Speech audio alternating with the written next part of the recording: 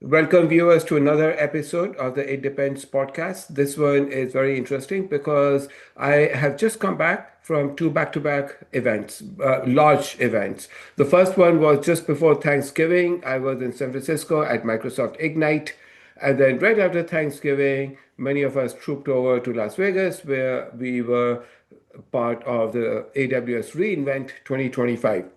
If you listen to the keynotes, 80% of the content, not just from Microsoft and AWS, but from any large vendor, it's all about AI agents. It's as if AI agents is a solution to all technical and business problems. But I think we forget to even ask, what is the question? What is the problem we are trying to solve? And is our data uh, even ready to support these AI agents? So I have two amazing guests. They're actually both my very close dear friends. I am excited and honored to have Mona Rakibe, founder of Telmai, and Karthik Ravindran, GM at Microsoft. They are both in the space of developing software. So they both talk to a number of people every day in their lives and understand what the problems are, and then they uh, react accordingly with how the software should be. So without taking up too much time, I'm going to welcome Mona and Karthik to this podcast. Thank you so much, Sanjeev. That's great. So, Mona, thank you for coming. Can you please start with an introduction and then we'll go to Karthik? Absolutely. So nice to see you at both the events, Sanjeev. So it seems like all of us are tired from these two events. So Yes. except Karthik, he gets to skip the second one. So I'm Mona Rakibe, co-founder and CEO of Telmai.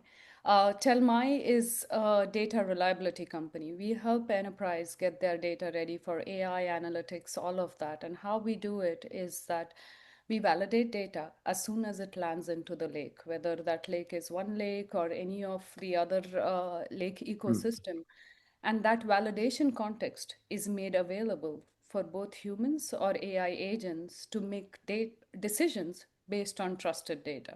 So that was the foundation of our company and where we are today. So that's me in couple lines. That's great. Thank you so much. Excited to hear your perspectives. Karthik, Yeah, thank you so much, Sanjay, for having us on your podcast. Huge fan of the It Depends podcast, thank and you. it's really great to be with you as well, Mona. So my name is Karthik, folks, and I've been at Microsoft now for about 26 years. The last 15 years have all 26. 26 years. Oh Yeah, my this God. time Wow. 26. Very impressive. Thank you. And the last 15 years have all been dabbling in the space of data analytics and now AI, building data teams within product units, leading Microsoft's internal data office, leading product engineering for Purview data governance, as well as now in my current role, leading go-to-market for our data place. And my portfolio currently includes all of Microsoft Fabric, as well as all of the Azure databases, and think of it as the entire data estate on Azure and our go-to-market and sales space for it. So super excited to be here to talk about the opportunities. Thank you so much for coming to this. I'm going to stick with you and then Mhm. we go to Mona. So the first question I have is a very fundamental question. Mhm. To address the AI needs and all the movement that we are seeing in the space of AI, is the data ecosystem evolving? And if so, what are some of the major things that are happening in the data ecosystem in its evolution? So, Karthik, what are you seeing? Yeah, that's a great topic to kick off with. So, as a part of my role, I spend a lot of time talking to customers, understanding their top of minds and priorities. And there's a few themes that have really stood out from those conversations. First and foremost, I think there's a widespread acknowledgement of AI being only as good as the data that it trains, reasons, and infers on, right? So, data as a fundamental for AI is a theme that is now totally cemented and landing super well with all data leaders and decision makers. And this has led to, I think, what I'm seeing as three pronounced shifts in terms of the mindset and the approach to data strategies and platforms. The first one is there's now a widespread acknowledgement that unifying an enterprise data estate to activate the connected insights and intelligence from the data estate needs to be a priority. So a few years ago, there used to be a lot of resistance about bringing data together, focused largely on trying to avoid data movement and data copies, which was goals. but the modalities that need to be deployed and applied to connect, integrate, unify a data estate, which in most enterprises spans both legacy systems as well as modern systems, is one that has now taken on a lot more, I would say, like front foot priority with the customers that we speak with a lot of openness to explore the best ways to do that and solve that problem. Because that connected data estate is what activates the connected insights and intelligence for AI. The second big theme and shift that I'm seeing is around the importance of data context, really focusing on not just the data itself, but also being able to model and attach context to the data so that that context in turn can help drive the business understanding of the data estate for AI. And the third big shift is the increased focus on data management and data governance. Not as a gatekeeping function, to be very specific, but as scalers of responsible activation of data. And this is a very fundamental pivot in thinking, where previously data management, like data quality management, data observability, master data management, were generally looked at as, I would say, like gatekeeping functions that prevented access to data and democratization of data. Versus now the conversation is shifting towards how do we get these fundamentals really solid so that they can become the force function multipliers and the scalars of the ability to activate data across an organization. So those are the three big shifts that I'm super excited to actually see, because these are things that we've been rallying for a long time, and now the widespread acknowledgement of these shifts is really nice to see. I can attest to that because this year's Microsoft Ignite was the most data-rich content I have seen in many years. And I think if I were to paraphrase or connect some of the things you are saying, is that Microsoft spent a lot of time in connecting the different silos of data through one lake, mirroring shortcuts. And this year, they have now moved it to a higher level and to address your context governance through this Fabric IQ, which is creating a business semantic layer or an ontology to serve the AI. So did see Microsoft is making the right moves, in my opinion. So, Mona, how about you? Yeah, my observations are similar. So I think it really boils down to what Karthik said. But with a slightly, I mean, I'm going to give a slightly different spin to the same answers, Yeah, eventually coming back to what Karthik said. But if you look at it, it all starts with now the foundational models are becoming so powerful that none of us probably imagined the accuracy and what all they can do today. Every time I talk to any of you also, we are like just sharing notes on, I just did this and it's now unbelievable what results I got, right? yeah. Now, what has changed for the consumers of data, right? We are shifting from that reporting and analytical use case Hmm. to more agentic autonomous use case. So, data is not just like fueling reports anymore. It's agents are able to take actions. They are able to actually take data real time and take actions. So the difference between the analytical and this use cases, because if we all see for analytical use case, we were ingesting data, modeling it, transforming it, making it SQL ready. And that whole process had its own, like there were tools, ecosystem, validation check. That whole process was designed for those use cases. Now, as the use cases are shifting, the fundamental thing is models are able to operate on raw data. JSON, CSV is like even unstructured data, which was always a separate pipeline, has now become like a hero, right? Like a prime time Yeah, spot in the data ecosystem. So with that shift, data now doesn't have to be so much transformed, moved, and ETL'd and all of that stuff. So that is the fundamental shift. Like the focus of technology stack has changed a little bit. But now that focus has moved to context because with great power comes a lot of more right. responsibility. Real time accessing raw data is super risky if not done right. So everything we were doing is now becoming a context, like context not just about business, but context about access, which models, which agentic flows have access to this data. Are they doing the right things? That they have, do they have the context and semantic for this? Is this data valid? And all of this at real time, like with low latency kind of stuff. So I think the from a technology perspective, the shift is huge, even though it may sound subtle. And everything Karthik said, right, like centralization of data is all pushed because of some of these macro trends, right? Context being important, decentralizing humans, right? Like different now humans and agents both are operating on data. So a lot of natural language based stuff, a lot of unstructured data. So that's how I see this shift. So, it's interesting. I want to run by this thought to both of you.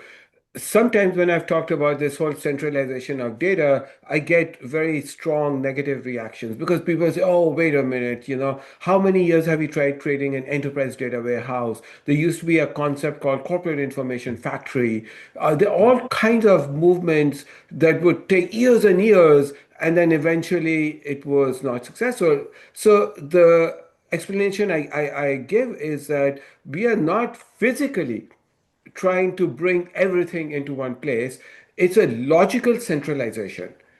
And this is what Microsoft calls data fabric, for example. So the data, we're not trying to move data around unnecessarily because every time you move data, you open up a whole slew of issues, latency, overhead, security, governance becomes an issue all afresh. So I just want to see any of you, like, does it make sense? It's like logical consolidation, but physically we leave data where it makes the best sense. I'm happy to take a first shot at it, and I'd love to hear Mona's thoughts as well. So you're absolutely right. I think there's three operating model patterns that come up in discussions: the centralized operating model, the decentralized operating model, and of course the federated operating model. The thing with federated is at times it gets confused as being the same as decentralized, which it's not. Right? Federation is more about having a responsible core that can activate agility and innovation. It's not about compromising things that can and could be done in common ways for greater efficiencies. Right? And in this context, there's also the notion of multimodal approaches based on the current state of the data estate when you're starting out, as well as the state of the data estate that you want to accrue into. Like, for instance, this whole is zero copy a myth or a reality, I think, is being a topic of much debate in industry today. Right? And to a large extent, it comes down to the use case and the ability of your data sources to serve the scale and the throughputs that are expected in the use cases. Right? If data at source is clean enough, can be connected to other data sources without movement, and can support the scale of compute of modern AI and analytics workloads, there's no reason to move and shift the data. But not all starting point systems are optimized for such. So in some cases, the right thing to do would be to do like a one governed copy of the data, keyword being one governed copy, right?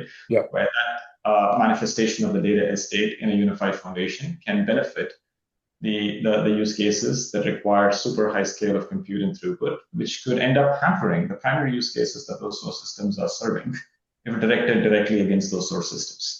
Right. So some of those changes in terms of connected data insights, I think over a period of time, maybe in a few years from now, we'll get to a place where there's truly just a single unified foundation, store, fabric, whatever term you want to put around that, that brings together all the different engines and workloads.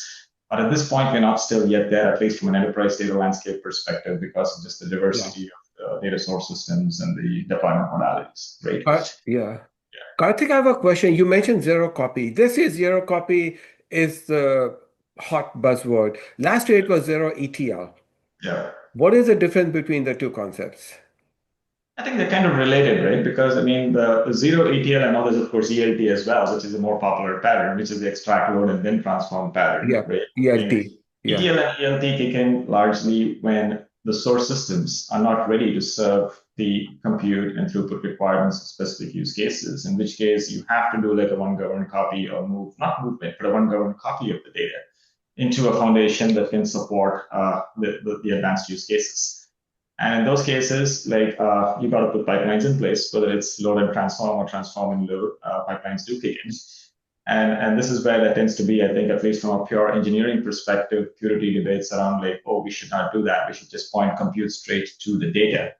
There's no debate about pointing compute to the data, but where the data needs to come together for the compute to point at it is going to be contextual, right? To the extent possible, if we can accomplish it by pointing it straight at the source, that's great.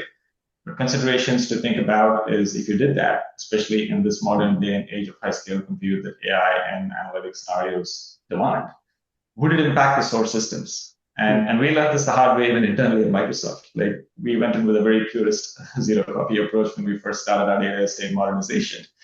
And we started fighting some pretty high scale compute against our core transactional systems. And even in a test environment, those just route the transactional workloads to their needs. And that's not a practical way to approach the problem versus being able to embrace contextually when needed, especially when you're dealing with legacy systems and sources that are not optimized for new scenarios. The notion of a one governed copy, which doesn't lose the integrity of the data or the compliance of the data, but just optimizes the data architecture to serve the complementary use cases of both transactional and advanced analytical and AI needs, is a pretty pragmatic approach I to see. deal with, That's great. So Mona, I'm sure you're brimming with thoughts. So No, I'm just acknowledging and I'm just happy to like get this validation and hearing Karthik, right? Like, so this one governed copy. yeah, And Karthik and me have had some offline discussions on this also, right? Like, while everybody's debating about this, we ourselves had our own conversation offline that, hey, are we aligned on this, right? Like, sometimes you like to challenge. So, I really like this one governed copy, right? As Karthik pointed out, not every system has the same compute and storage and all of that power. I like this story of one lake or a single data lake where data is there, one governed copy.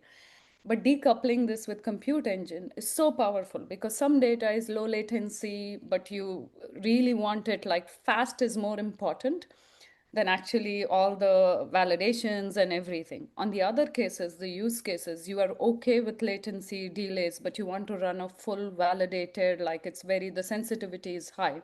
So in those situations, it really depends on the use case and what compute engine, what AI models are going to run against that copy.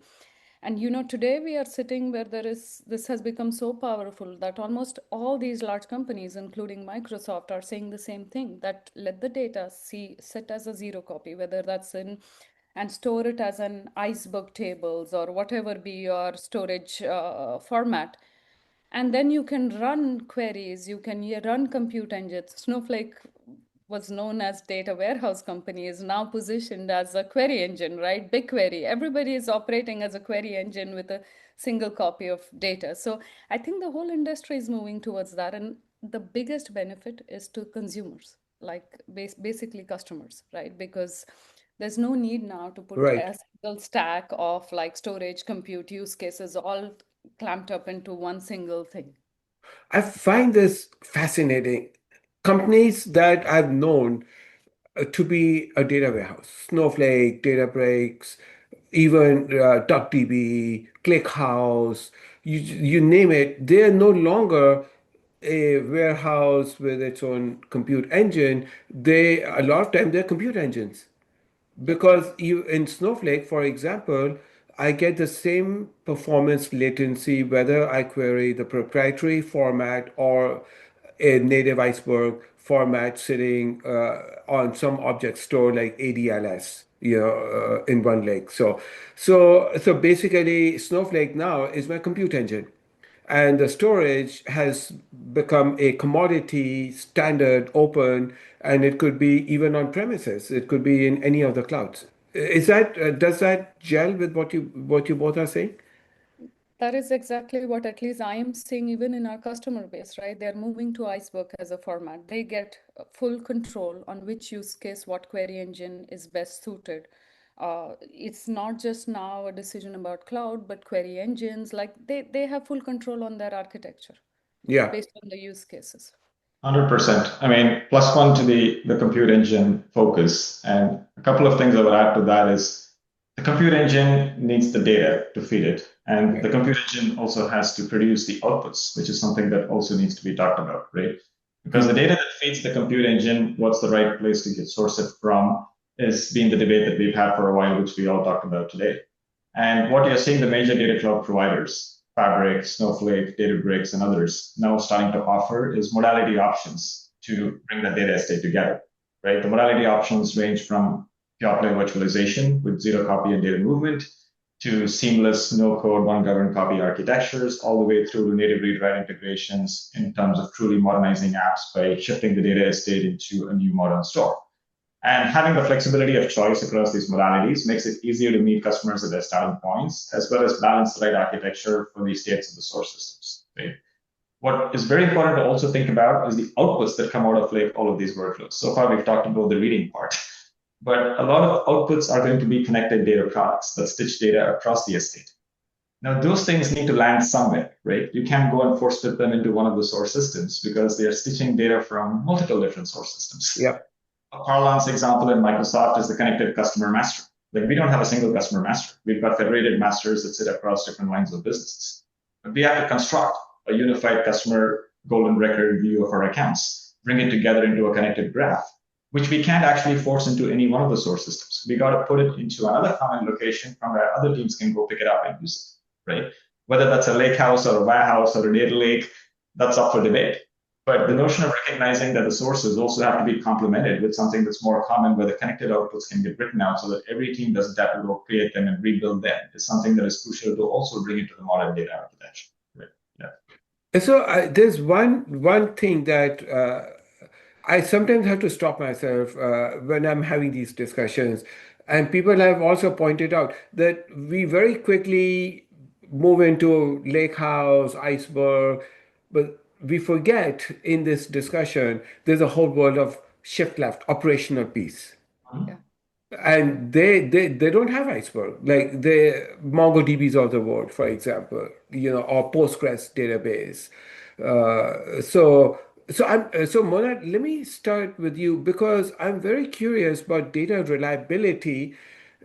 Where, like, how do you see it? Like, where does it start? And so that's one topic. And I don't want to have too many topics, but then we also we are sort of trained to think structured, but now there's more and more unstructured data as well. So Mona, how do you see these two topics? See, for data reliability, Sanjeev, we ourselves, Telmai anchored ourselves on the open architecture and the lake side. Like you Yeah, have to, as a startup, you have to put your bets on something where you like intuitively feel that this is where the industry is moving. yeah, So we started like all this conversation today. We started thinking that where we want to move data quality to left, which is not new to you. You might be like, oh, I've been hearing this for 20 years or 30 years or as long as data has existed. But what does that left mean? To us, we had to find what that left for us meant, right? hmm, So while we support 250 plus integrations, for us, like the biggest anchor was the lake, S3, ADS, and all of these like GCS, where the data first lands. And before raw data and before it gets used for different use cases, we wanted to make sure we are able to validate it, which was that means we had to support some of these native formats, JSON, CSV, and all of that. Now we could go further left. We could even go to like Kafka queues. One of our customers said that even before it gets pushed into the lake, yeah, we want exactly. to monitor at queue. And we are Yeah, like, yeah, we want to do it because, right. I mean, if I look at our first messaging, it was like around queues, but the industry was not ready. Hmm. Now, can we go further upstream, like the Salesforce system and all? Today, we have the technology to do that. But most of the companies, through my conversations, are totally okay as soon as it lands into the data lake for the analytical and AI use cases, validating data, controlling what moves to the consumption layer. It is already a huge win. So that is what I am seeing. I I see. hope that answers your Yeah, question. And unstructured, yeah, I'll just add like yeah, unstructured, just like we all woke up and we are like, now the data is going to be unstructured, right? correct. Supporting PDFs, like insurance domain, claims data comes in, PDF is getting converted. So we have to do it. So Telmai in the last launch announced that we are going to support unstructured data and not just the metadata. But even like once the data, unstructured data is processed, does it have any missing information? We'll be able to do it. And it's becoming table stakes, to be honest. Well, that is good to hear. In fact, I think what Microsoft Fabric is doing is super interesting because they're blurring the lines between operational and analytical through this concept of Fabric databases. So in that case, it doesn't matter whether it's operational or analytical. But Karthik, can you educate us on how do you see both? Reliability or understanding the operational shift left and unstructured data.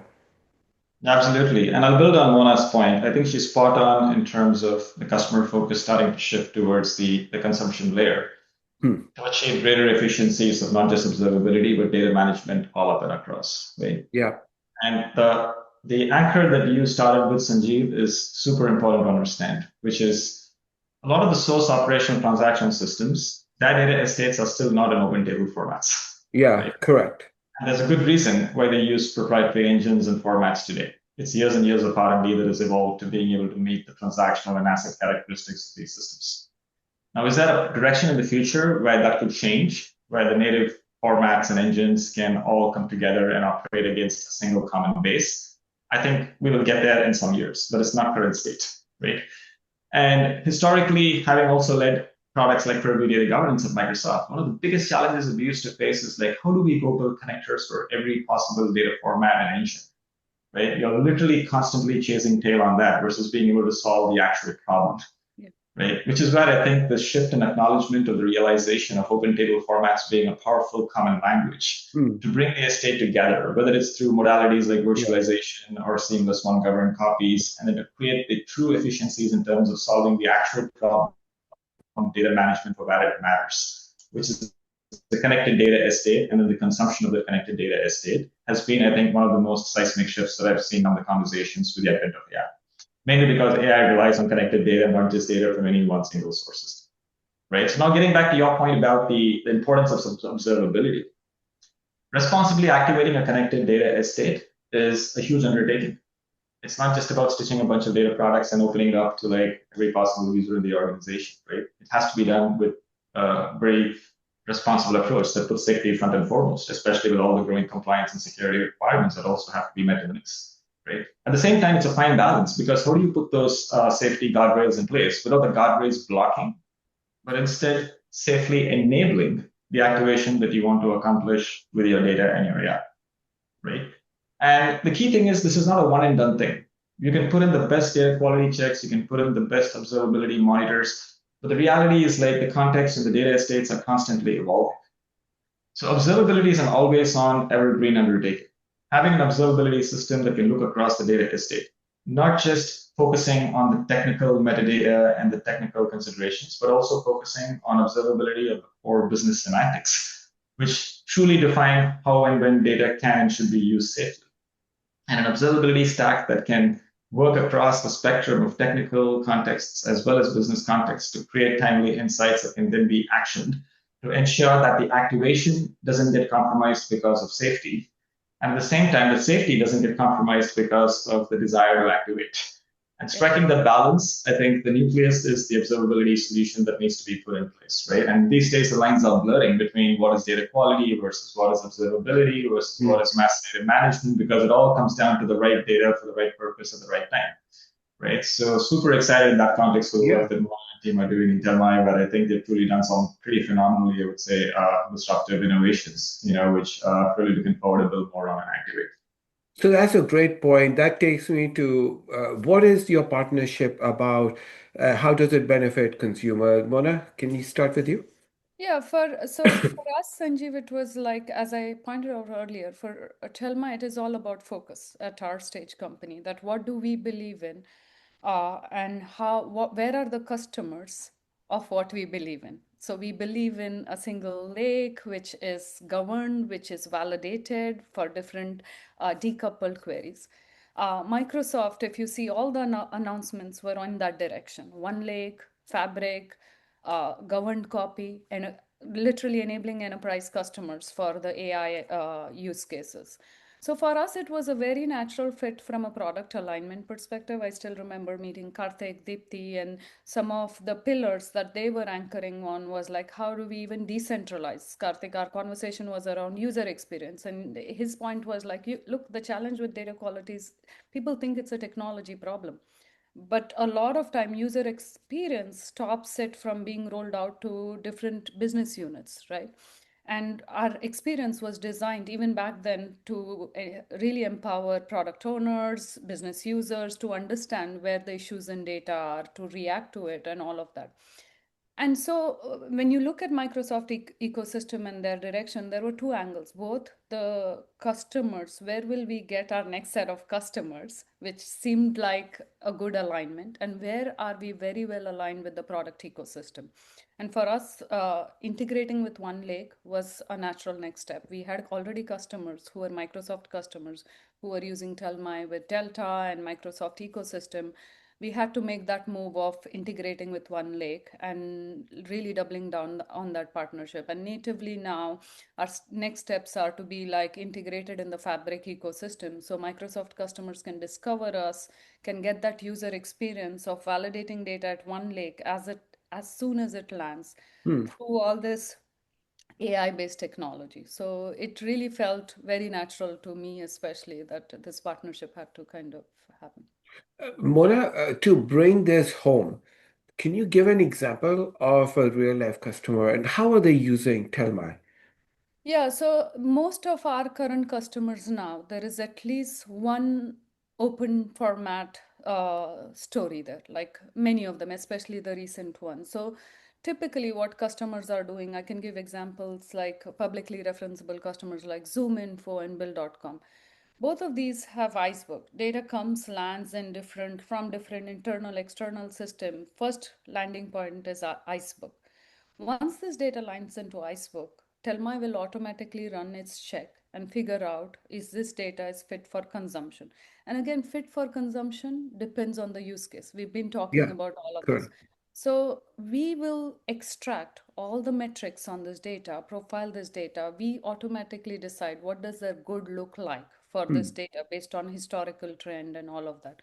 And until like maybe till our last release, this was monitoring, alerting, available as alerts monitor. But now, fundamentally, Telma is also shifting its thinking, like the whole world is shifting its thinking. Our initial thinking was that there will be a human on the other side who's going to look at the alert, act on the alert. Now, where our thinking is that there are going to be autonomous agents sooner or later. So, who's going to look at the alert? So, every validation that we do becomes a context. And this context is going to be exposed through our MCP server. Hmm. Whether it's an agent or it's a human, they will get this context. Whether you are looking at a catalog and seeing that these are the objects in my data store, do they have like validation errors? Do they have data quality red flags? And we are smart enough to detect that is it a P1 issue? What kind of priority we believe this should be. But we can push it to catalogs, we can push it to humans, but through our MCP server, even an agent can real time now look at these signals and say, oh, I'm going to use this data. And this is exactly what our customers are doing for workflows like expense reporting and all of those, but or claims processing. But if there is not enough information, like claims IDs are missing or invalid claims amount, then you don't even want to process that. You don't want to push them through agentic. So a lot of our customers are using Telmai as soon as the data lands in the iceberg. They're validating the data, pulling the validation context. Some of them are even controlling what data moves to the consumption layer based on that validation. Some of them are directly like using it for certain use cases right at the raw layer. I love this, the way you explained it, because this is such a game change in my mind. Because what you're saying is until yesterday, you would have a reliability or observability software that would monitor the health of data and then raise alarms or alerts. In Alerts. fact, most of those alerts were never looked at. There was this whole concept of alert fatigue, but Fatigue. that's a whole different can of worms. But what you're now saying is that in the current paradigm, the the observability data is now being stored in a catalog or wherever it's stored, doesn't matter. It becomes this valuable context Correct. for an AI agent or even like if I'm doing RAG, for instance. So if the context observability data says that only 50% of primary keys are populated, rest are bogus, then presumably RAG should say, well, I can't run my prediction here because this data is bogus. Is not fit for my use, Yeah, right? it's not Because fit. that Yeah, context is there right, right. for the use case has that context, Yeah, right? Like the same data, yeah, Telmai will already get the context out. It's available as through our MCP yeah, server. right, Certain use case will ask for different questions, right? And today, all of this is NLP based. If you look at our latest release, right. like It could be a human on that side that is asking that, hey, I'm doing an invoice processing. Give me only the records which have like valid invoices, right? But it could be an agent which somebody has empowered to take this decision, and then they need this context. But again, at low latency. So that means this context should be available as soon as the data As lands, soon as one day data before, come. Yeah. right? So Right. it's not like they're going to wait for now Right. observability tool to run and says the batch, the notion of batch DQ is almost non-existent or non-relevant, right? You have to do it and make that context available. Whether that context is going to stay in a context layer like in Microsoft ecosystem or directly access Yeah. it Telmai. Right.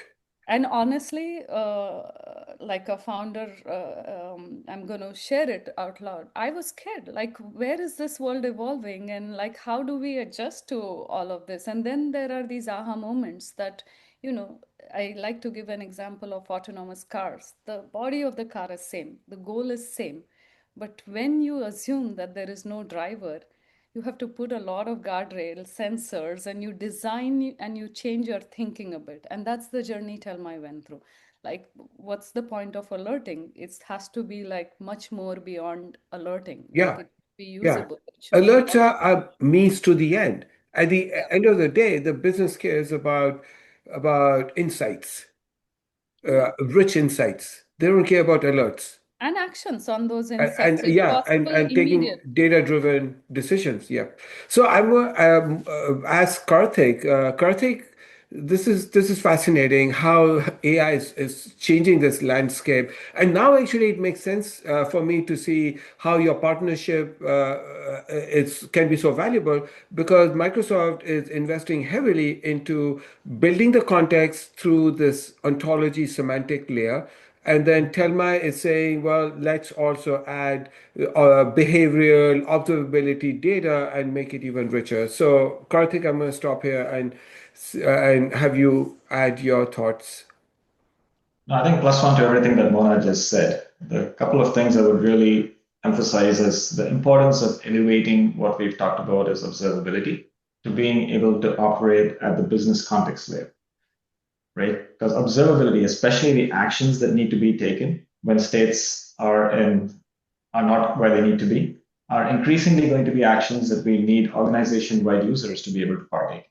Yeah, Gone are the days where every observability monitor or alert is just an action for an IT department or for a technical engineer, right? If that is not translated into business parlance and usable by an end user who can take the most actionable action at a given point in time to address a business context and need, then observability is falling short.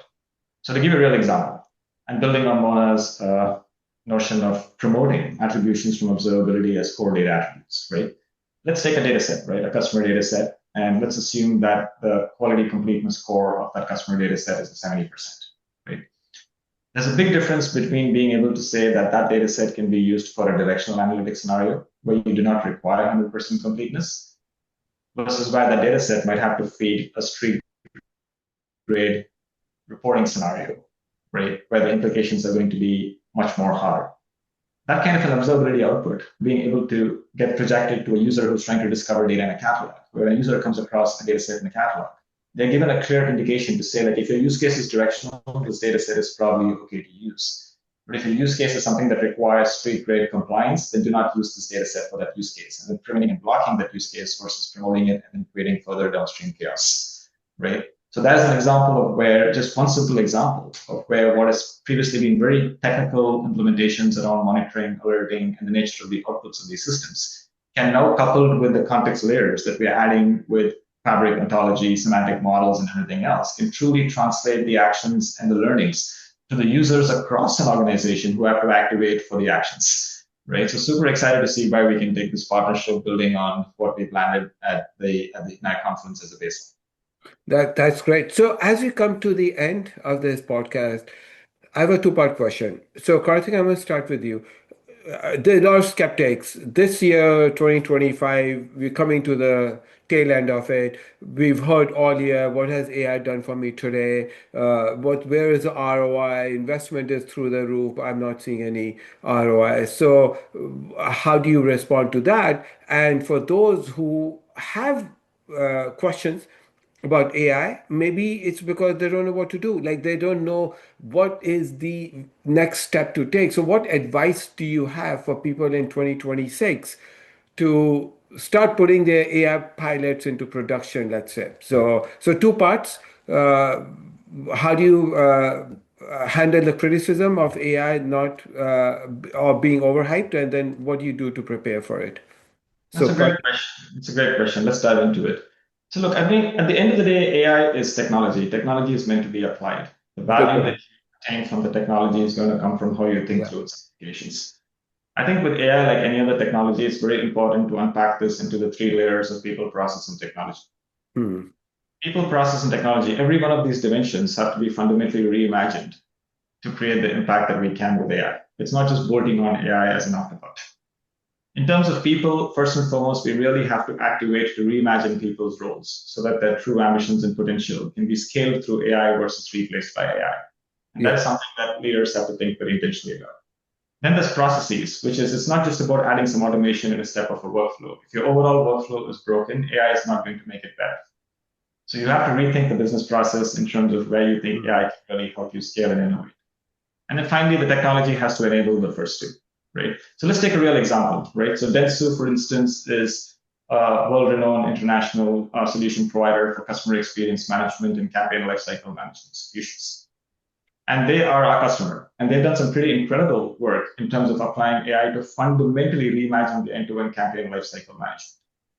The problem they're trying to solve for their customers is very simple. How do we help our customers do hyper personalized one on one communications in omni channel outlets while being at any given point in time aware of the customer context and interactions with the brand, right? Super complicated problem to solve because in the past, this has always been solved through one size fit all or highly segmented campaigns that are orchestrating and executing against very linear rule sets. As any of us as customers, like just thinking of each of us as consumers, we all know that customer life cycles are never linear. They're very, very non-linear. Every customer takes a different path. The interaction points are different. The exploration paths are different. Their actions are different, right? And if you take that and look at the permutations and combinations of states that a customer might could be in, and multiple customers could be in, personalizing communications is a super hard problem. Now, what is not that hard is being able to build an inventory of great. What are the next best actions to achieve a certain business outcome, right? So now think about bringing the world of human marketers and AI scaled marketing technology together, right? Where the human marketers can really focus on what they do best, which is having an acute context driven understanding of what's the next best customer outcome for a certain state and what actions to take. And then the AI system can come in and look at the various customer signals and compute the permutations and combinations and pick the right next best action, right next best assets to support that action and guide the customers through their life cycle, scaling the human marketer, not replacing the human marketer. Yeah. Thereby solving this incredibly tough problem of Yeah. one-to-one customer personalization, right? But that is an example of where the people have to reimagine their workflow in terms of where they're going to add value in this mix. The processes have to be reimagined, in this case, campaign lifecycle management, and the technology has to enable not just the technical science of looking at data and deciphering patterns, but also creating the experience for the human in the loop to come in and help provide and optimize the context and drive that automation, right? So that's one of the examples, and there's many more such case studies that we've published, right? So super excited to see where we can go with Yeah. Very, this. very impressive. Mona?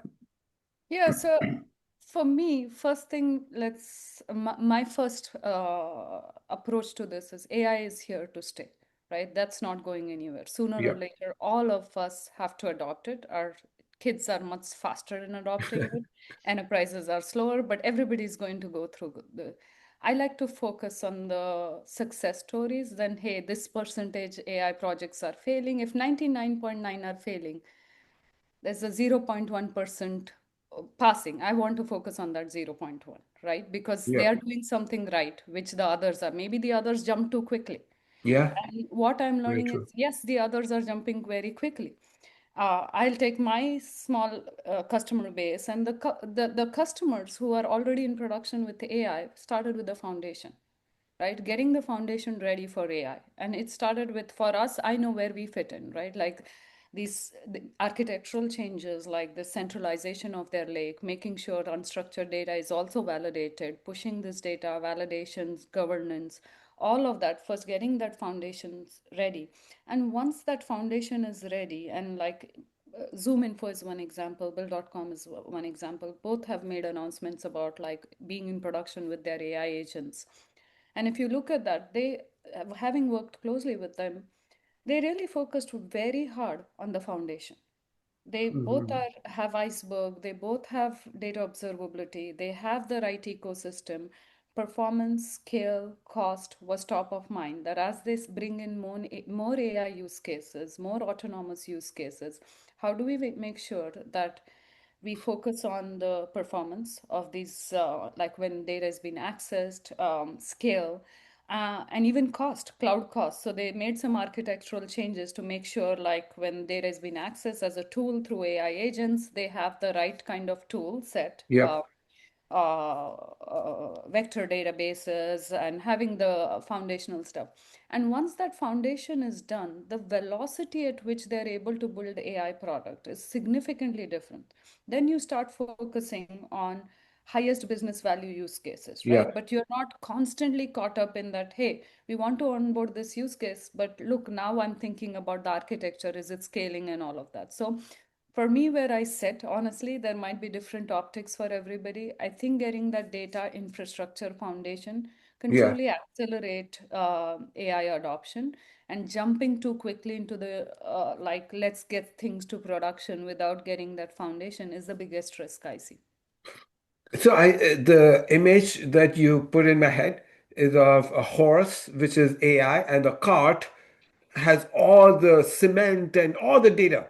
So if you put the cart before the horse, then obviously things will fall apart. So what you're saying, Mona, is that your one piece of advice to people in 2026 is to fix your data foundation, because then your chances of success with AI is a lot higher.